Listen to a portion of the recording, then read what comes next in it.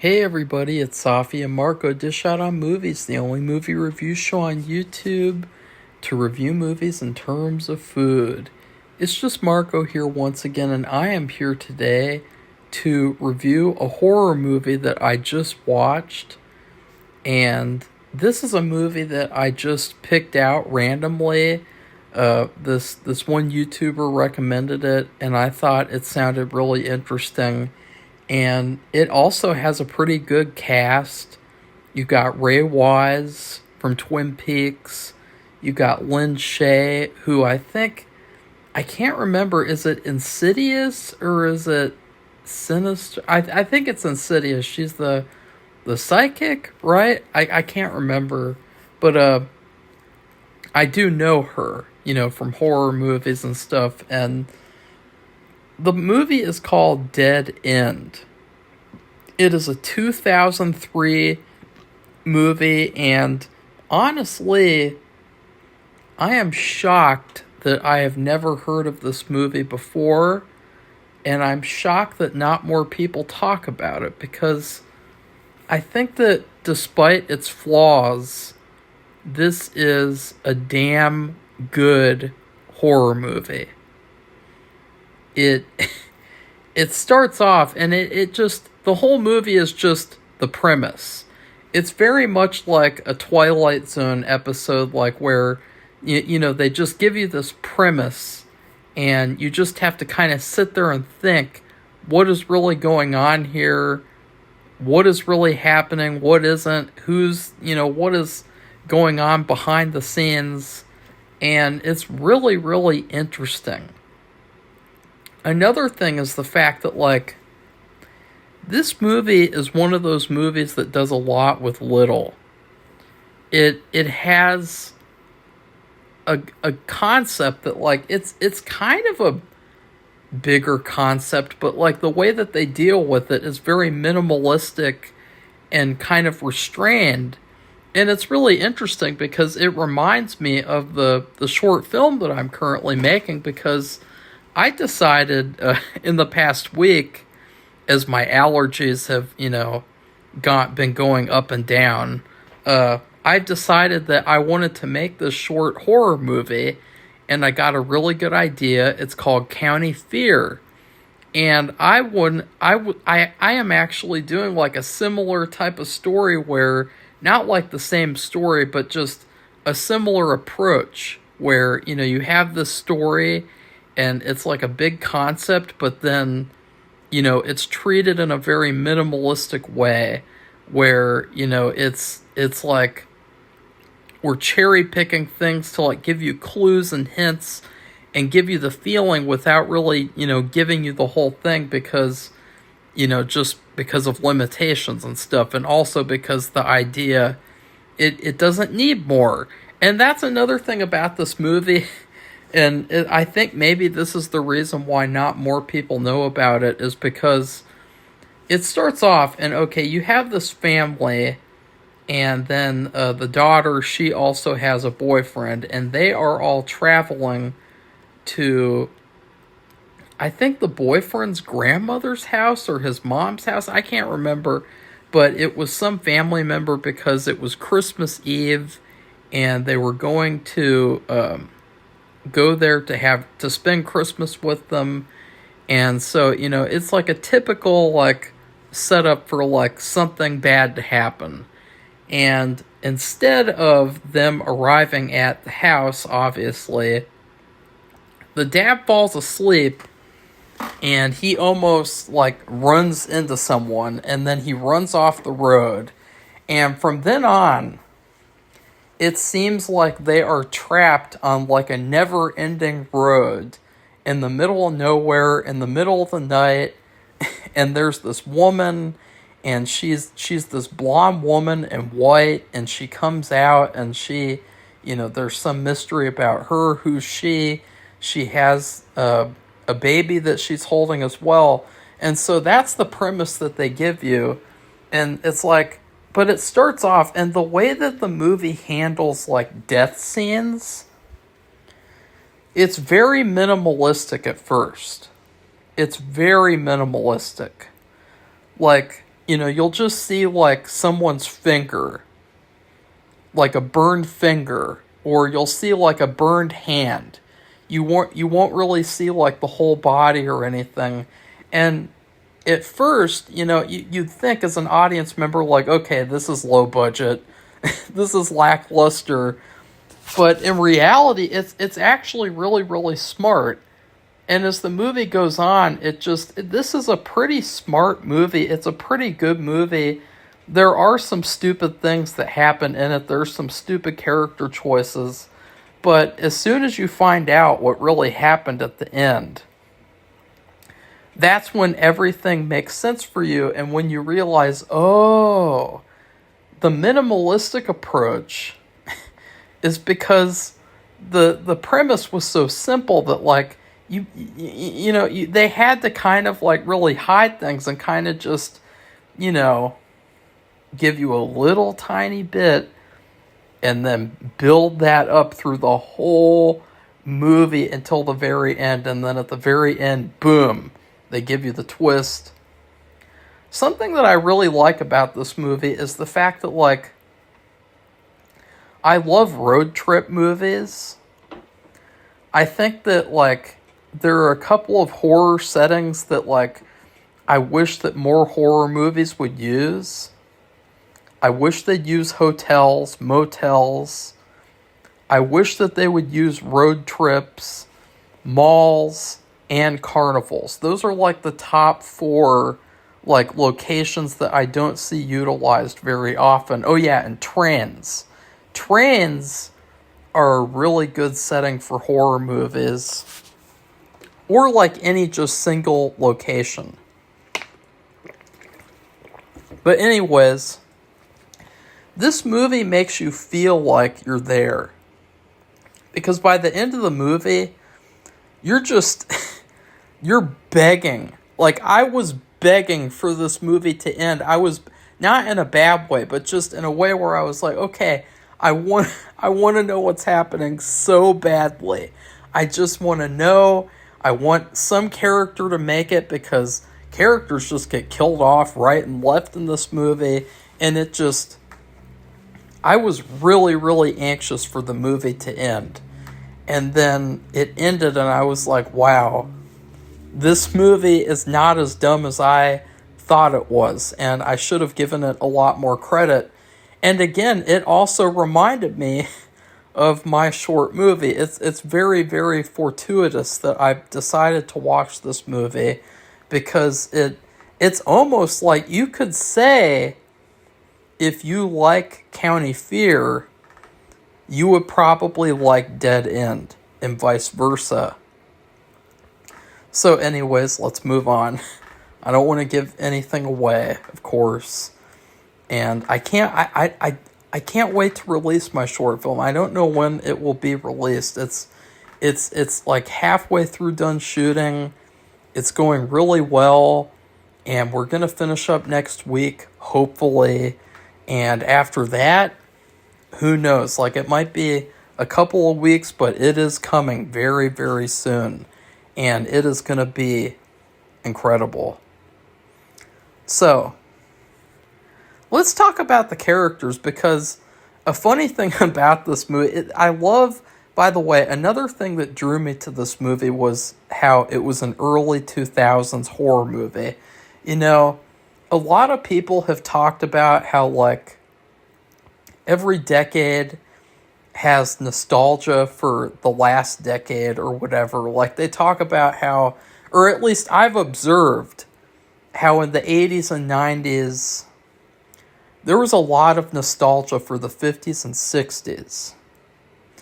Like, you had a lot of movies like Twin Peaks and stuff. Like, Twin Peaks was very, very 50s. And you think about Back to the Future, that was like 1950s. And you just think, they had an obsession with 50s era stuff in the 80s and 90s. And then, now, or recently, there's been a lot of 1990s nostalgia.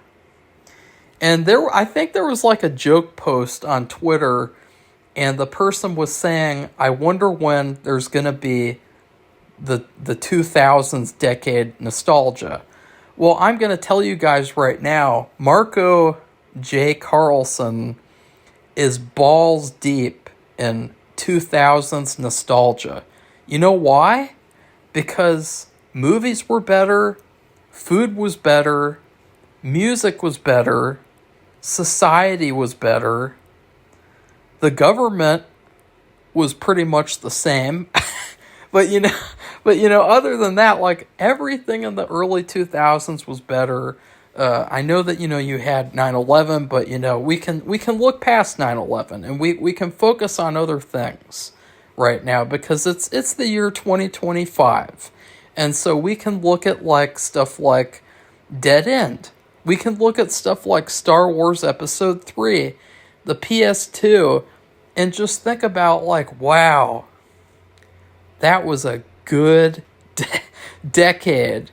And I think that we really took advantage. Like, I feel like this movie, like watching these 2000s movies recently, like Star Wars Episode 3 and now this movie, it makes me realize how when I was a kid, like I'd see some of these movies and I'd just be like, oh, that sucks. That sucks. But now I just think like, wow, it's so much better than what we have now.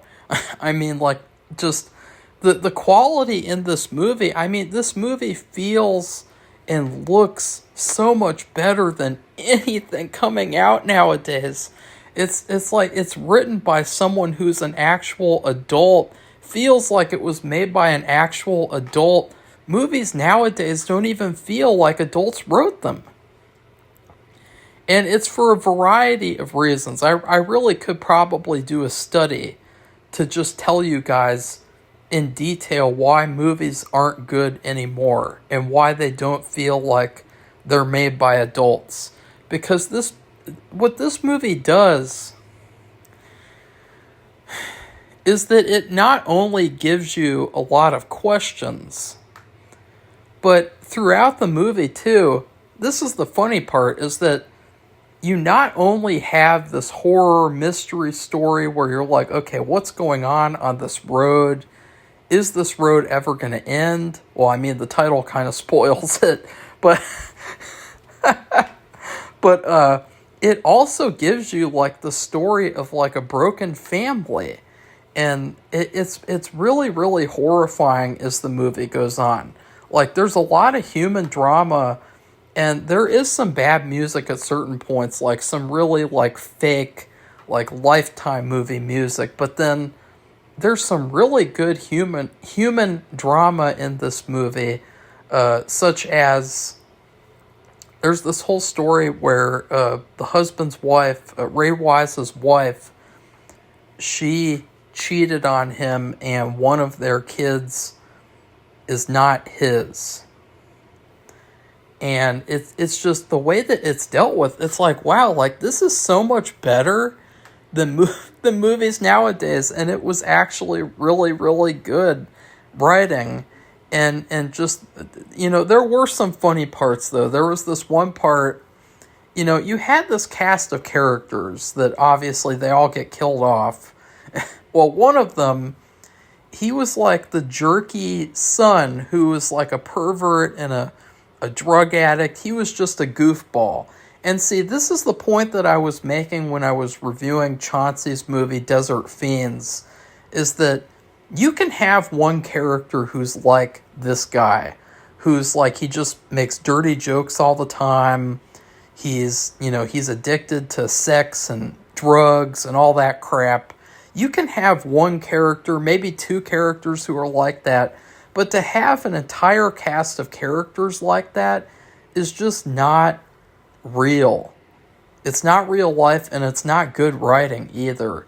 And, well, this character, he's at one point he says to his parents, he says, I know you guys think that I'm, like, retarded, but I want to give you guys a theory. And he gives this theory about what's going on. He thinks that it's aliens, which honestly isn't a bad theory. And that's another thing, is that the characters in this movie, they're not the stupidest characters in movie history like the characters in movies nowadays. Like, because there are several things that are going on that would make any X-Files fan think that there was like an alien invasion happening in this movie, such as the time stops.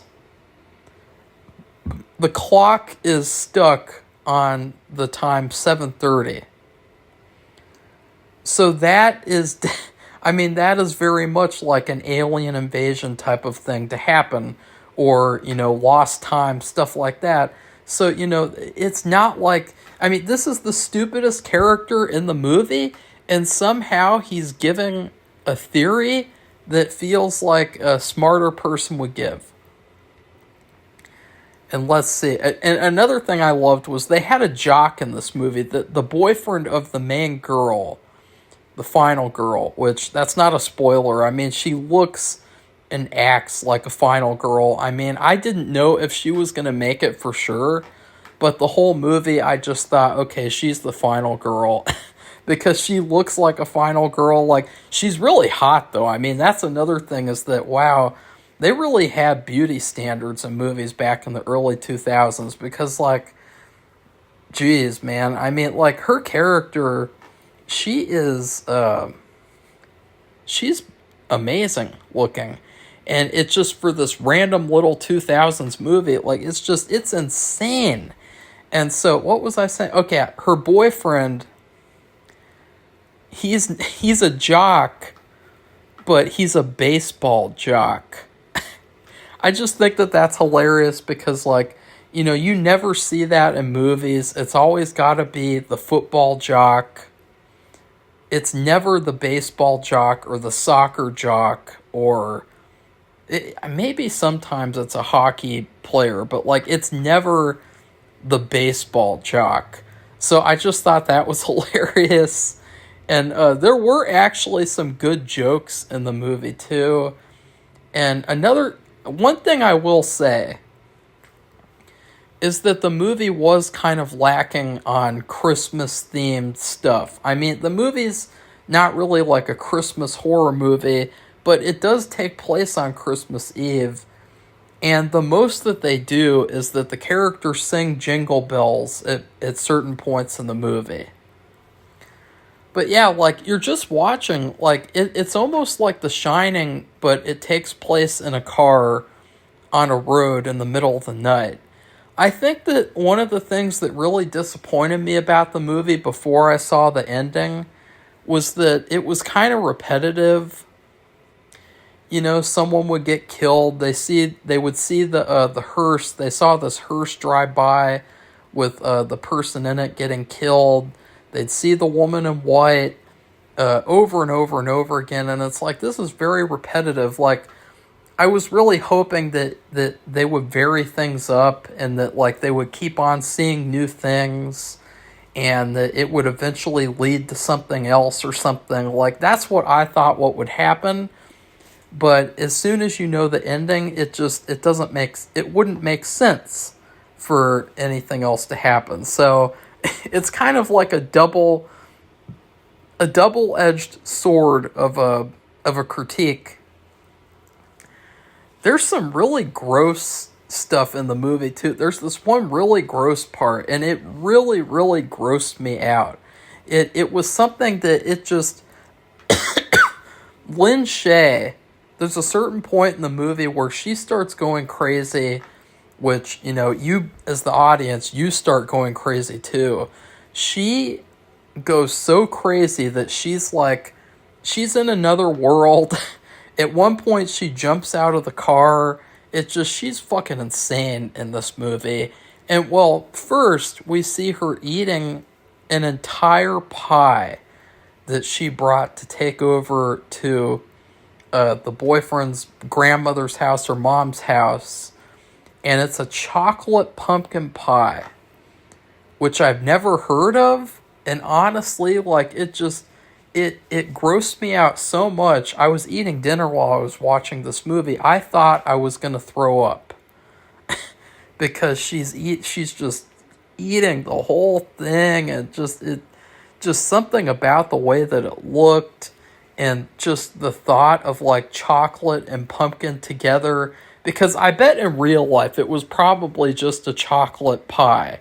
You know, like for my movie, my short movie, I'm having these weird ice cream flavors, and spoiler alert, it's just vanilla with different colors in it. And so, you know, a lot of the times in movies and shows, they just have food that looks like it's something, but it's really just something normal. And, you know, so I won't get into any more of that, but the pie thing grossed me out a lot. And if that wasn't bad enough, she starts eating an entire bag of chips. Oh, God. Oh, oh, oh, God. It was so gross. Oh. And then, what do you know? She throws up. And that, again, very, very gross. And it just, oh, ooh, ugh. But yeah, so that was something that really bothered me about the movie. And in fact, I will say, it's hard to scare me. It's hard to unnerve me for like a horror movie to do that. It's hard to, you know, scare me, to make me really creeped out. But this movie actually managed to do that by the end, because I didn't know what was going to happen, and I didn't know what was going on.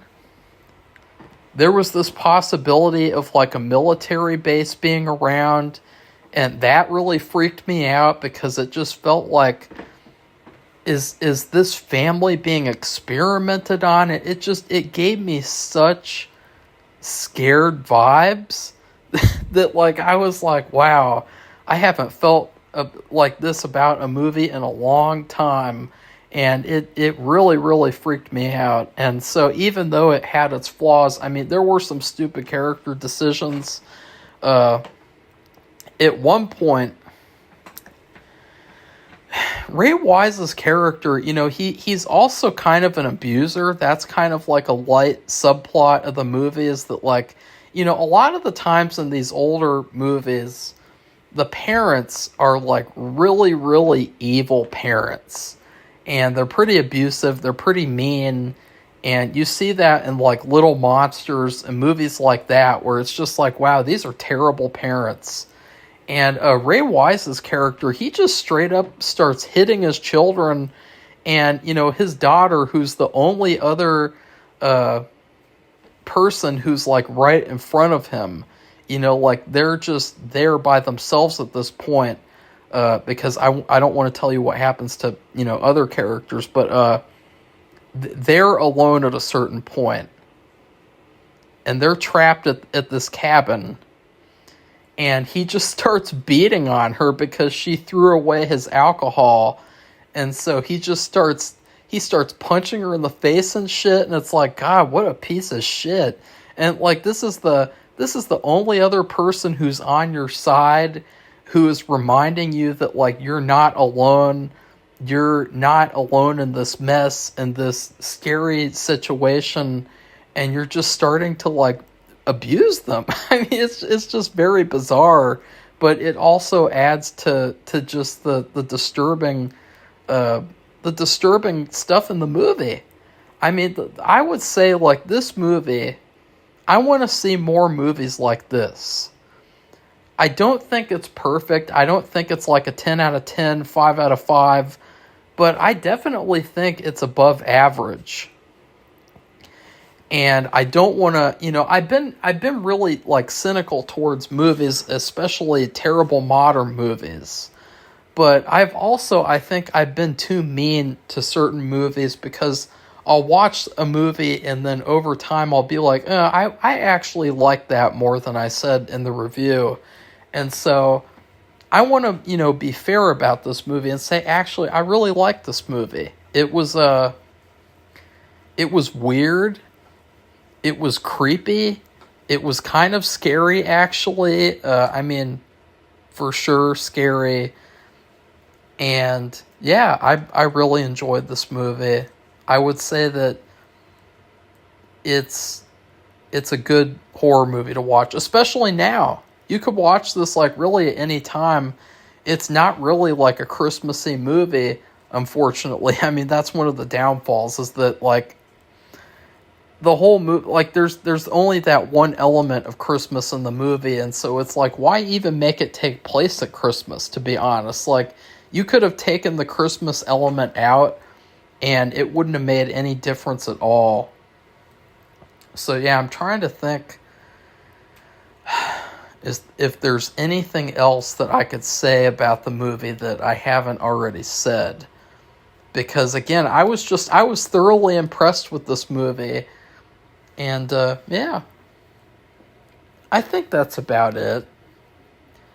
So in terms of food, I have not had, and I'm not going to spoil the ending, by the way. I will say, though, there is a question in the ending that is kind of, I like the fact that they didn't give you the whole answer, because there is this other element in the ending that kind of hints that there was more to it than they really, talked about, I guess, or showed. Or I don't know, like I'm kind of like a little confused about it, but they just give you this little hint at the end that like, okay, this could happen again. And it becomes really tragic by the end, because regardless of what's happened or what's happening, you're just watching this family be brutally torn apart, murdered, and one by one, and it's actually a really hard thing to watch. And so yeah, I mean, anyways, in terms of food, recently I decided to get Checkers/Rally's French fries. I got them at the dollar store, and I've never had them before. I've never been to Checkers or Rally's. I did actually do a DoorDash order for Rally's like months and months and months ago. It was a really strange order where it was just a triple cheeseburger with no toppings except cheese, and then a large Coca-Cola or something. It was a really weird order. And whenever you go to Rally's, it always looks like there's a drug dealer or like a gang member who wants to order food. Seriously, I'm not kidding. But I decided to try Checkers fries, or Rally's fries. And actually, despite the fact that they're frozen fries and that they're probably not as good as they actually are from the actual restaurant in person, freshly made, quote unquote, freshly made, they actually turned out to be really good fries. And they were well seasoned, and they weren't too salty. They weren't like, I thought that they were just pretty damn good fries. And that's what this movie's like. I would say that like, this movie probably could have been trimmed down to be a TV show episode, like a 40-minute long TV show episode. But at the same time, like, making it as long as a movie just adds to, making you, like, feel anxious about it, about when's it going to end, what's really happening. So, the fact that it's like a regular movie length, it's like, it's whatever. It's not a big problem. But yeah, I would give this movie Rally's fries. It's a great, like, side dish. It's a great, I mean, you could have fries as a meal. I will tell you guys this. It is kind of a secret. I've never told anyone else before. Sometimes as a kid, we have fries. We always have frozen fries once in a while. And as a kid, I would always get the steak fries, the thick, big ones, the big one. But I would take these fries, I would fill up a bowl, and I would put it in a microwave, and then I would put ketchup on it. And keep in mind, I put it in the microwave for like 4 minutes, and then I put ketchup on it. and that was my breakfast sometimes. And I'm only telling you guys this because I don't do it anymore. So, yes, round of applause. I know. I don't know what I was thinking, but as a kid, like, I would go do bowling. Like, I would go bowling and then I would eat potato skins for breakfast. So,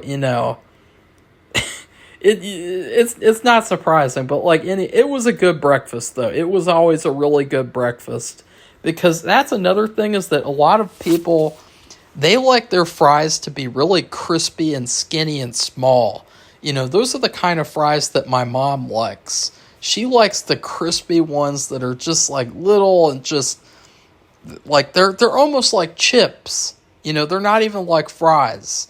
And I'm the one who likes the softer ones. I like the thick ones that have like the crunch on the outside but are like soft on the inside. And so yeah, this movie review turned into a video talking about fries. We actually did more talking about fries and about food in this video than we did on the MasterChef episode 2 review. So that's pretty funny. But anyways, please like this video and comment and tell me what you thought of the movie Dead End. And then please subscribe to our channel if you'd like to see more honest movie reviews. Goodbye, everybody. See you soon.